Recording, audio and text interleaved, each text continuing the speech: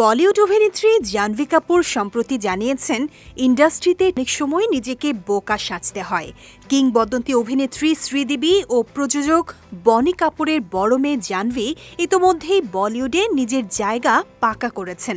তবে সম্প্রতি এক অনুষ্ঠানে এসে তিনি প্রকাশ্যে জানালেন, এই শিল্পে টিকে থাকা যতটা ঝলমলে মনে হয়, বাস্তবে তা অনেক জটিল।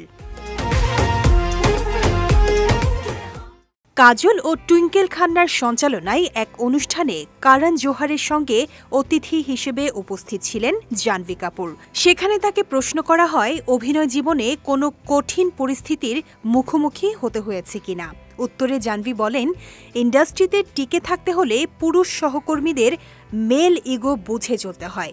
আমি অনেক সময় নিজেকে প্রমাণ করার প্রতিযোগিতায় না গিয়ে বোকা হয়ে থাকার ভান করি। এতে অযথা সমস্যা এড়ানো যায়।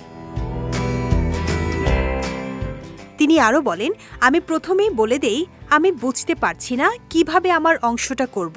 এতে করে কেউ মনে করে না আমি তাদের চ্যালেঞ্জ করছি বা বিরক্ত করছি, বরং পরিবেশটা স্বস্তিদায়ক থাকে।